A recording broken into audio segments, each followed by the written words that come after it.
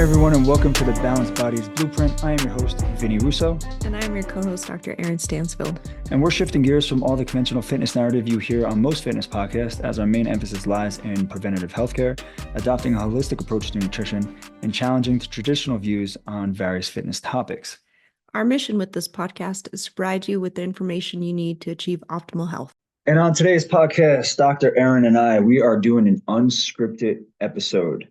We took a poll, and I took a poll, and I wanted to see if people would actually listen to this. And there was more yeses than nos. It wasn't that much of a vote, but there were more yeses than nos. So this is we're just going to have a conversation. We're just going to talk. We'll try to keep this stuff relevant to fitness and health. There was recently a competition that happened. We won't say anything about names. We won't name drop or even, say anything about the federation, but there was a recent competition, and there was a bunch of different federations that did competitions recently. So you might be able to figure it out, you might not.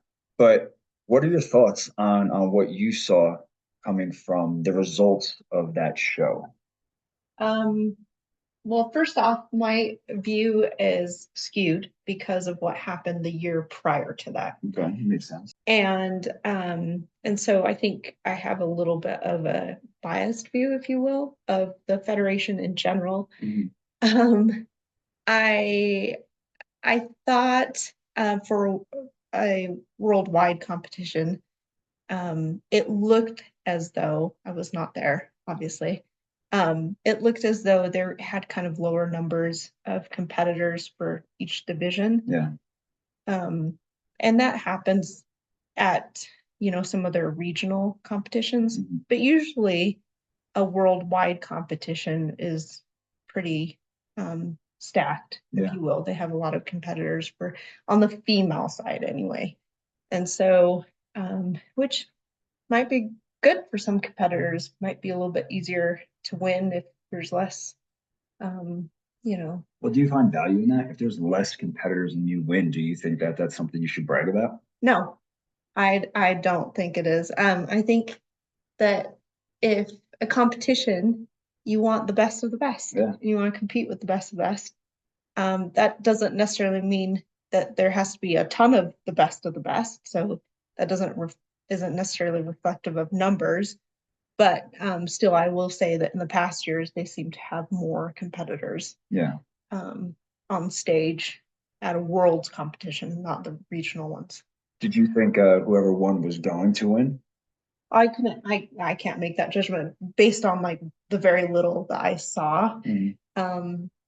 I thought the competitors looked good. Yeah. The female competitors looked great.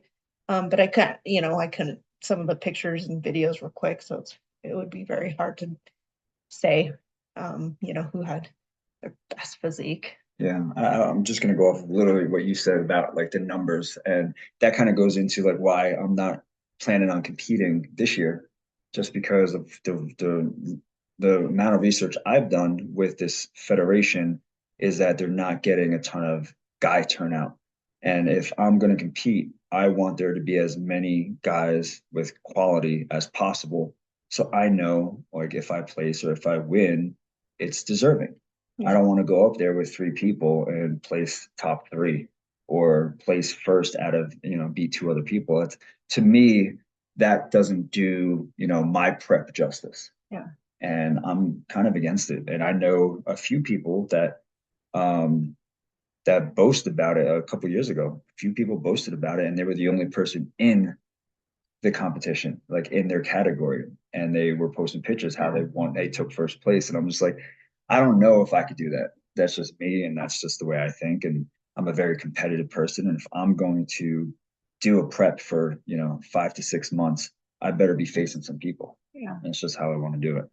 Well, I will say that my very first competition with them, there weren't very many competitors in my division. I thought was a big deal because I didn't know the league that well. And then even later on, I think the bigger competition I still placed, but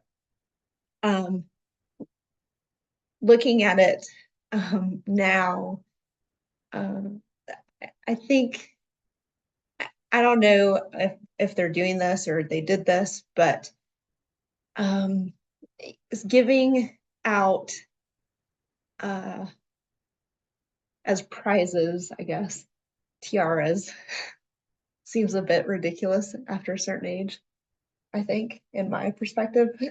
Yeah. I think maybe a cash prize would be better if you won.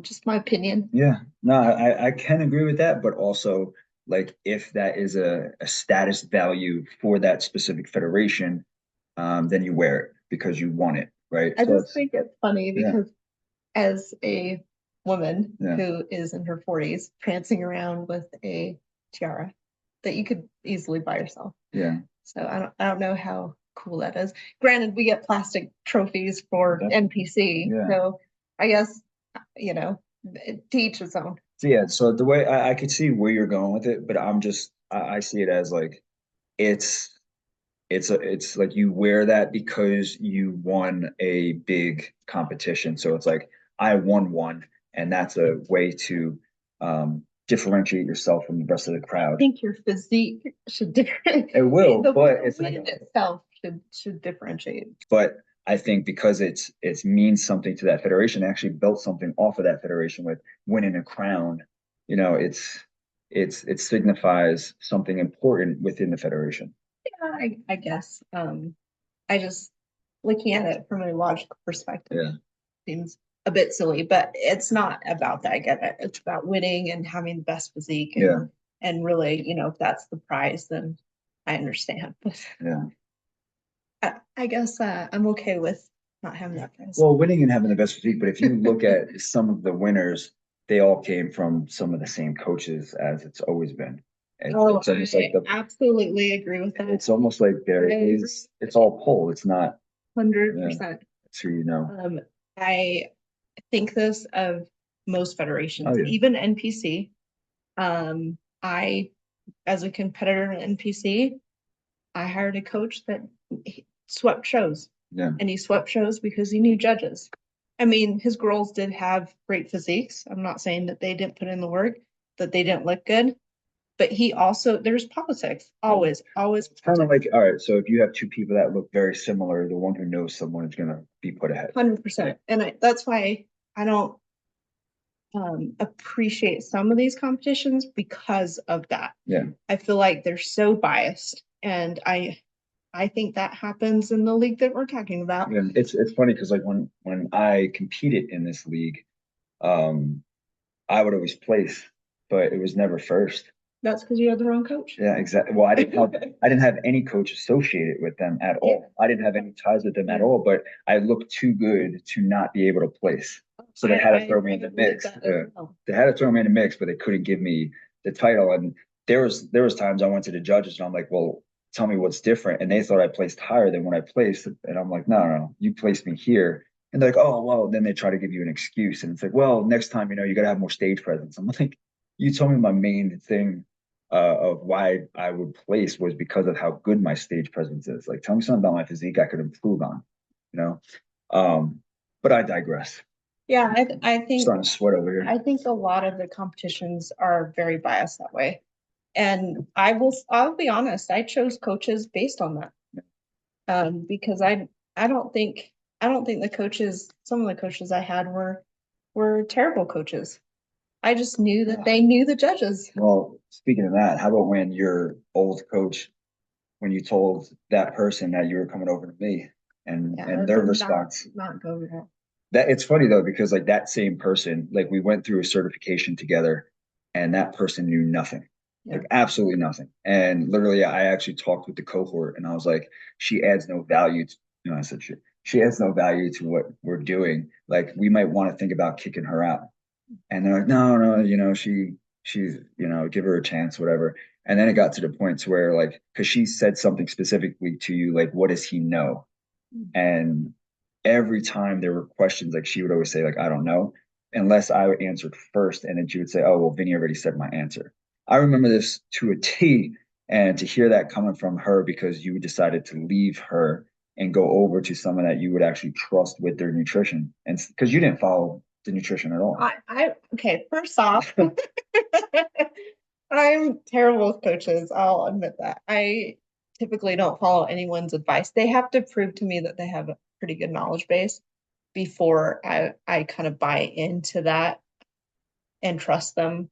And I think that comes because I've had bad coaches that didn't direct me the right way. And I followed what they said, and then it was not a good outcome in the long run. In the short run, it was fine. In the long run, it was bad. And so I'm very cautious with following anybody's advice, but I also understand the politics of how these leagues are. And it is a lot about who the coach is and who they know. And so I would pick coaches based on that. But like, my thing is like, how do people even know? Like, how do the judges? And But how do the judges even know? Like, oh, that's part of that coach. you can see it when you go to the competitions. I know, right? But They're talking judges. They like, have the relationships. coach that I use is probably one of the best in the business, especially with bodybuilding. Like one of the best. But nowhere, whenever I compete, do I write down, "This is my coach." So You how don't have to. The coaches that show up and are talking to the judges, those are the coaches that have influence. And the ones I will say this too, it's these I'm trying to give these federations the benefit of the doubt here. are business, which as they should be. Yeah. They're making money, okay? And they are playing off our vanity Yep. to make that money, Yeah. our insecurity and our vanity, so that they can make more money. And I think the coaches that make them the most money are going to have the most influence. Yeah. It's funny because we took two different approaches. It's like I didn't like you went for coaches that had some pull. I really tried to stay away from coaches with pull. I just try to stay with coaches that I just believed based off of, our conversations and their previous clients. And the coaches that I used never had any pull, but I also saw that as like, I don't want a handout. I wanted to grind. Yeah, but it doesn't matter. That's how you don't win. Like I feel like it's so political. It's funny because right now, obviously, there's politics in general, right, Yeah. that are going on.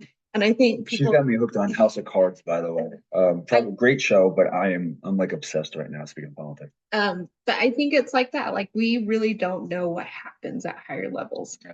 And I feel like there's a little bit more of a touch point because you can see it in these competitions, but there's so much politics, and I think it's about politics and money. Yeah. Because these are businesses. And at the end of the day, how much merit can you give the winner if if they hired the coach that knows the best or all the judges and is able to talk to them and have a relationship with them. Yeah. And this happens across leagues, by the way. This happened in NPC for me. Yeah. But I think when you get to that pro, like if you take a federation like NBC and you get to that pro level, I think that whole nonsense with the coaches kind of goes to the back seat.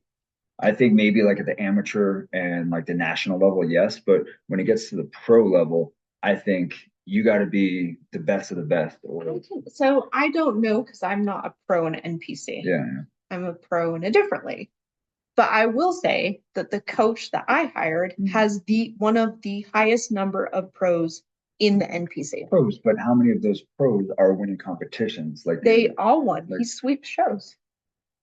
Pros talking about going to pro. Oh shows. no, they win pro shows too. Well, they might be that good then. It might not just be him. They might be like, well, it might not just be his name. It might be, right? It might be his. I think he gets great competitors. I think he's at the level of where he can choose his competitors and say no to other ones. Yeah. And I think that he also has some pull. Well, I try to give federations the benefit of the doubt and not have the politics in it, but you can't beat around it. Like it's there and you have to accept it. And that's one thing that I've done with competing. Like it was always about trying to win. And then it was like, once I realized how subjective everything is to the individual, and then the politics, like that used to drive me nuts. The politics. I think bodybuilding is 100% subjective. Well, and no, I think it should be more quantitative. Well, we were thinking about if we were like going to create like a federation, Yeah. how can we do it to where like there's actual quantitative I think numbers there that we should could be do, like in scoring. terms of like ratios from And you like actually form present the to scores. calories, like there's measurements, there's body fat measurements, Yeah. there's like A symmetry, weigh-in. Yeah. there's weigh-ins, there's heights. Yeah, so I mean, you can go into the details with it, and you could probably make it really official to try to hit a standard, right? Yeah. Like, what's the gold standard to try to achieve? Might be an idea for a different day, but Yeah. I think it should be more quantitative, where there is actually a score. And I know that some of these competitions, they do score people and that's how they rank them. But I think the score should be like presented at the time of the judgment. Like, the judge puts up like, here's the score after certain components are met, and each, scores to standardize. Yeah, it's kind of like the score's already being tallied behind the scenes, and then you go off and you stand on stage with your score, and that's what your score looks like. Yeah. Right. Yeah, I like that idea. Um, but let's kind of get away from this competitive stuff because we're just diving down rabbit holes. What are you gonna do instead? I'm thinking to do this photo shoot. So you bought me a photo shoot to do for Christmas. Well, it was going to be sort of like us together, No. but it's going to be me now. So I'm going to do it in, I believe, October. So, October? well, early October. So he's going to be in Vegas, Yeah. which is near us. It's a 45-minute flight, Okay. and Denver. So Yeah, it's kind of like, Denver. yeah, so it's going to be that. So I'm going to take the rest of this month, and in September, I'm really going to dial it in, try to get as tight as possible. Then just have a fun shoot. And with this shoot, it's not going to be like, I don't want it to be something where it's just working out or I'm in my fucking underwear. I want it to be. Just like you did your post today. I wasn't in my underwear in my post. Who knows? We don't know what you're wearing down there. Good. My banana hammock. No, so I want it to be more like social media stuff that I could use in posts. Me working, laughing, talking to people, in different outfits, walking down the street, whatever it is, just different. I want it to be more social media oriented than so much fitness oriented. And I think he's mainly fitness though, this guy. Yeah, He's a fitness photographer. But I kind of gave him an idea of what I want. He didn't really respond after that, but we'll see what happens. But that's sort of where I feel like I should go with this. I think so. For all the people that don't compete, I think that the point you should take from this is, one, competitions are biased, and two, you don't have to compete. You can set a different goal. Yeah. So like, I like the goal of photo shoots, and I remember at my last competition was a photographer who was like, instead of spending all this money on competing, which competitions, especially in the league that we were talking about, for a female competitor, are very expensive. If you do more than two, like if you do two divisions, so I did fitness and bikini, very, very expensive in this particular league. It's fun because you get to get dressed up, and again, this appeals to the little girls inside of a grown woman like myself. And so you get to get dressed up and get blinged out. But it's very, very, very expensive. Yeah, listen, stepping on stage, it can be a goal. But if it's only a goal just to step foot on stage, don't go into it with the idea that you need to win or that you're going to place, and just go in there, understand the journey that you just went through, because to be able to put yourself through that is an accomplishment alone. Yes. Like, a lot of people praise us for our discipline, and you need discipline to be able to go through this. So if you plan on stepping on stage, if that's a goal of yours, that's perfectly fine, but do it for you. Don't do it for the judges to try to place you in a certain position. Do it to where it's like you got yourself in the best shape you've ever been, and take pride in that. And honestly, I don't even think people should compete anymore. That's why I stopped taking on competitors. Yeah. I don't even want to push people down that road, because what happens is like what happened with me. I mean, I'm very, very body conscious because I saw myself get to a position to where it was the leanest I ever was. And if I'm not there, I'm not perfect or I'm not good enough. So, and I don't want that to happen to people. Well, I think though that could happen. even without a competition, like when you get really lean, Yeah, you'll just see your body yeah, like but that. it's a lifestyle, right? So like with us, we could get you to that position, and we could definitely do that. But we teach you the lifestyle along the way, right? You have that coach that's holding a hand, right? That's going to guide you down that road, and it's going to guide you off of that road. A lot of people that go into competitions, once they're done with the competition, that's it. They don't have a game plan for afterwards, which then leads into a lot of that rebounded, which fucks with you psychologically. Because you're like, how did I take 6 months to get to the best position of my life? And then 2 weeks, I'm back to where I was. Yeah. It's sad, like when coaches just let people hang like that. I will say that this, and maybe this should be a question to you. I feel like this time you're very lean and you look good. Mhm. And I feel like you're a lot happier. Yeah. You're not stressing out because you have some competition. Mhm. You know that there's a photo shoot coming up, but I feel like you're not stressed out about it. Is that true? Yeah, I'm not stressed because honestly, I was never full speed in. Like I was always having that one foot that was stepping out because I was like, I'm not sure if I really want to continue to compete. And because a lot of it goes with my mentality, which is if I'm going to compete, I'm going all in and I expect to be the best. And that's just me. Like second place isn't for me. Now, once again, over time, and this is what you're seeing this evolution. Over time, I got away from the placing and just appreciating the journey. Right now, it's really like I don't even care about it. It's just like my body's changing, and that's what I really care about. And you learn that you could get away with certain things in life. Like you could go out and you could have a beer with your dinner. You just got to accommodate for it. And I've learned how to do that. It might have taken me a long time, but I would say the less stress is because number one, I wasn't 100% all in anyway. And number two, what is it going to prove if I don't do it? Like what? Well, what does it prove if you win? Well, that's exactly what I'm saying. Like, yeah. if I don't do it, Do you get a is it? contract? No. If I don't do it, what's the big deal? If I do it, what's the big deal? So yeah, I mean, it's more of like the mindset going into this was like, I'm not going to do what I used to do when I was, in my early 20s, which would go hermit crab. It's like now it's just kind of relaxed. And to be honest with you, I mean, even my coach was saying how crazy my body's been changing. I think it's because I think a lot of it has to do with I took a good 2.5, almost 3 years off, Yeah. even with working out, like leading up into this prep. I took a good like 6 to 8 months where I wasn't really doing that much.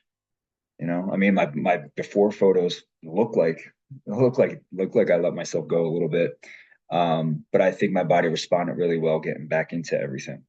I just was lucky enough to have the discipline built already to not feel overwhelmed with starting everything all at once. Yeah. So. And honestly, I think the biggest win is that balance, right? Being happy in the skin that you're in, but being able to enjoy life. That's better than winning Well, an NPC how can competition. I be comfortable in the skin that I'm in when you're giving me shit for having my shirt off in my post today? Well, I always give you shit. I'd take off my shirt if I looked like that too. Keep your shirt off, please. No, I think it's something to be proud of course. But I think you should be able to enjoy life, and really a plastic trophy or a beautiful tiara really doesn't mean much. No, not in the end scheme of things. And plus, we have a lot of things that we have coming. I was gonna say, I feel like, for me, bodybuilding was always a hobby. And I think maybe it's the nerd in me. I had more intellectual pursuits. And I guess I find that more rewarding than some of these other physical attributes. Yeah, I mean, listen, to each their own, and we're not knocking you if you value, a first place in an amateur show, national show, and pro show. We're not knocking you for that at all. We are just saying though, you don't have to like people that are thinking about stepping on stage or even wanting to get lean. You don't have to have something like a plastic trophy to signify But you have the best physique. or You the can have the journey that best you went to. physique. Yeah. Yeah. You don't need a trophy. Speaking about best physiques, how about all of this like Ozempic, tirzepatide? Like it's fucking everywhere. It's Yeah. absolutely everywhere. Yeah. And I'm gonna be honest, people are seeing phenomenal results. Yep. Like amazing. Yep. I wish, obviously as a physician, it's not recommended for the mainstream public, Mhm. but the mainstream public are taking it Yeah. and they are seeing results and it's impressive. Yeah. And I feel like, wow, it's what a people knock medicine all the time, Yeah. right? And they knock pharmaceutical companies. I'm sorry, but the pharmaceutical company came up with the drug, they funded the research, and look, and everyone is buying into it. So the next time you knock a doctor, think about that. Yeah. That one little drug Yeah. changes people's lives. Yeah. I love when people knock doctors and then it's like, all right, yeah, but if you had a heart attack, who would you call right now? Oh yeah, Yeah. I love that too, because it's like they're always like, oh, like go to the naturopath or whatever. Fine. But if your mom suddenly clutched your chest, Yeah. are you gonna go to the naturopath? No. No, you're not. You're Yeah. gonna go to the ER Yeah. to see what the hell was wrong with her, Yeah. and they're gonna save her life. Yeah. Yeah. But going back to these GLP-1s, I gotta say, like, and we've had some clients, right? Not that they went on it, but because obviously we will only write it for you if you can go on it, number one. If And it's clinically if it's indicated, clinically indicated. as of now, right? Yeah. So I think eventually it will become more widespread. Yes, but we've had people say like, because it's like, oh, you are clinically indicated. We feel like, this could benefit you if you would choose to take it. And there are some people that have the mindset where it's like, I don't want to take the easy way out. And it's like I can appreciate that like more than I anybody. can't. Why wouldn't you? It's like, why wouldn't you? If okay, people get plastic surgery or wear makeup, right? It's an enhancement. Yeah. It's helpful. Yeah. Why not? Yeah, I get what you're saying. And I'm just saying that because the benefit in this case sometimes outweighs the risk. Yeah. Obviously, you need to look at that ratio, but my opinion is that these drugs are great for that. Yeah. And well, that's what I was getting to. It's like, I understand that you don't want to take the easy way out, but it's not the easy way out, especially like if you're being coached by someone who knows what they're doing and you take that, you got to understand the health benefits that come along with bringing down the obesity, right? Obesity is one of the driving causes of chronic disease. And we could reduce that by bringing down your obesity. And if a drug that is right now, I mean, it's safe. If there's a drug that's safe, very minimal side effects, the side effects being what, like nausea, maybe some stomach distress. Yeah. And I think the bigger picture is like, besides the side effects, is that the fear and of losing muscle. Yeah. I think that can be overcome. Well, I'm going to be completely honest with you. If you are obese, you're not thinking about losing muscle. Yeah, You're not I'm thinking sure. about it at all. You're going into it to drop some dress sizes, drop some pant sizes, plain and simple. I think that starts to come into play if you are taking a lifestyle approach. If you're not taking it just to lose weight, you're taking it to, improve your health while you're also trying to fix the lifestyle that you currently have, then the muscle mass obviously comes into play. But if you have the right diet and the right exercise regimen, I feel like you don't even have to worry about that at all. Yeah, and I will say that they are working on drugs for muscle preservation. And, for all the bodybuilders out there, that they're using GLP-1s and they're doing steroids. Yeah. In order to It's like maintain their muscle mass. It's like the perfect And mix. they're getting great results. Yeah, it's like the perfect mix of Yeah. what you should do. But then again, you run the risk, if you want to talk about steroid use and abusing it, Yeah, it's you illegal. you It's run a one. lot of risk, Okay. with health. Right. So, but once again, she said bodybuilders, right? So they do this not for their health; they do it to try to get the craziest looking bodies on the So planet. they can win the plastic trophy. Here we go. Listen, hey, I mean, I don't know. I don't think we could sit here and knock professional I can make bodybuilders. fun of them. I was up there winning plastic trophies too and being happy about it. But I'm talking about like Olympia level, you can't. Like, Well, that's they insane. look amazing, but also keep in mind, very dangerous. Yes, very, very To your dangerous. health. Yes. I have a question. Yeah. Since we're talking about competitions, to loop back to competition. Yeah. What do you think about competitors, usually female competitors, that get implants, say, butt implants, and compete? All right. Well, all right. So that's like if a male got quad implants Yeah. or sorry. got bicep implants. No, it's bullshit. I Okay. think it's bullshit. I don't think that's fair. Should they be allowed to compete? No. No, I think no. That's like, all right. So we know that everyone who is going to be competing at that level is probably going to be on some type of steroid use, which is illegal. Which it's It's an not. enhancement. It's an enhancement, yes, but it's not an isolated, direct enhancement of a specific body part. Not only that, but you still You people still have have to put the work in. people have the misconception that if they take steroids that it's gonna like they're Yeah. magically transform. Yeah. But that's not true, right? So Dude, do you remember that one client that came to us and he was on like tons of it was like 2,500 get off milligrams immediately. of testosterone per week or Yeah. something. It was insane. And I was like, dude, I'm not taking you on if you don't like come off of this stuff at all. That's a bad. Yeah. No. We had him come off and come down like significantly, like to the point of where it'd be like a TRT dosage. And it was like 4 weeks in, and he's losing weight, and he's saying he's feeling better, but he's like his strength is gone. And I'm like, yeah, no shit. But more's not always better. Like, give it some time. And he wound up like canceling with us because he was like, I want to go. I need a coach that allows me to do that much. I'm like, well, you're gonna kill yourself.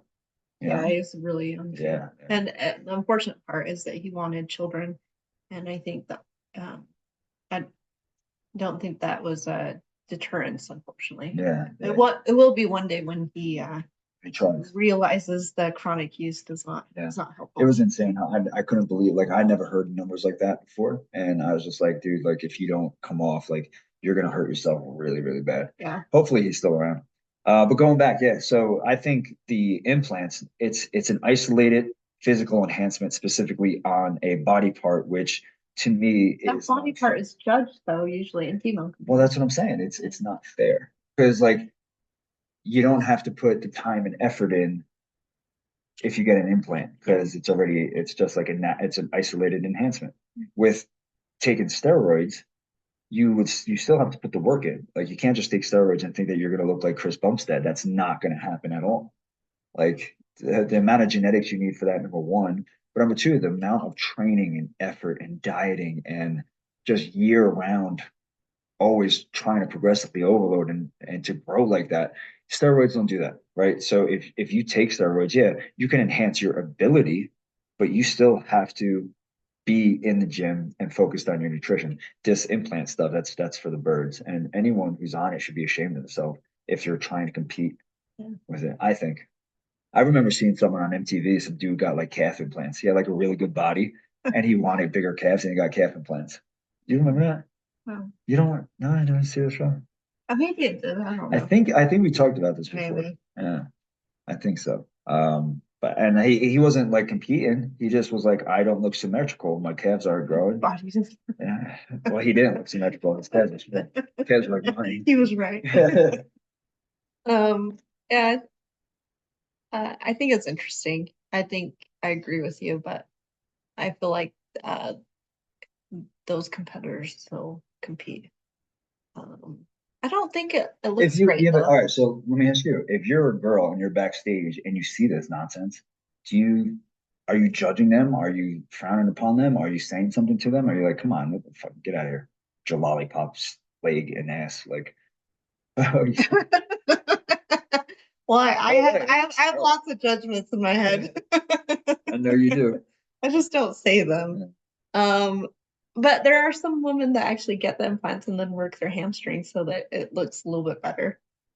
But then they're the women that don't, and then it looks really bad. All right, so you go, well, so this is going to be a little different because it's not a muscle enhancement, but chest implants. It makes the girls look more appealing. Yeah. Right? Do you knock them for that? No. Me But neither. I mean, if we're judging on if that was the if you were scoring, Yeah. then I'd be like, well, it's kind of unfair, right? Yeah.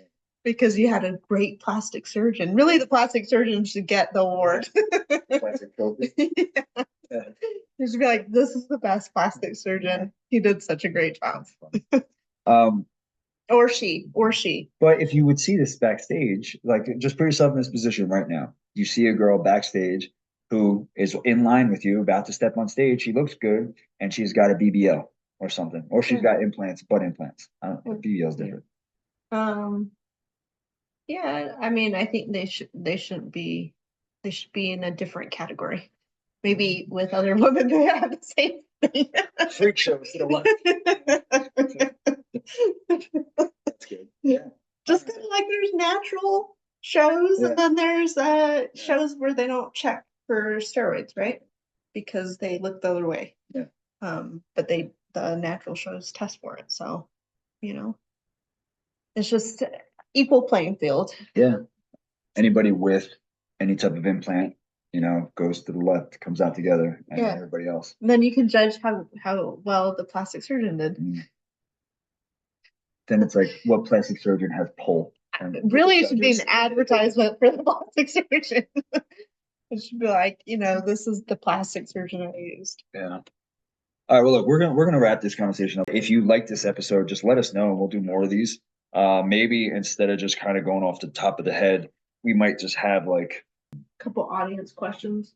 not even audience. Yeah, just topics, like a few topics that we didn't discuss together. Maybe we have an idea of what we want to say, but just keep it unscripted. Well, that's it for us. We'll see you all next week, and let us know what you thought. So on behalf of Balanced Bodies, we just want to say thank you for joining us on this episode of the Balanced Bodies Blueprint. We are committed to bringing valuable content. And if you enjoyed today's episode, we'd greatly appreciate it if you can take a moment and like it and leave a 5-star review. On Apple, just go to the show, scroll down to the bottom and rate it there. If you're on Spotify, go to the show's page, click the 3 dots, and you can rate it there as well. And if you believe in the power of knowledge, share this episode on your social media to try and get the information out there to as many people as possible. And as you navigate your own path towards better health, remember that Balanced Bodies is forever in your corner. See you all next week. The podcast content may include discussions of medical topics and health-related information. However, the information provided should not be considered exhaustive or complete, and it should not be relied upon as a substitute for professional medical advice or treatment. Always seek the advice of your physician or other qualified healthcare providers with any questions you may have regarding a medical condition or treatment.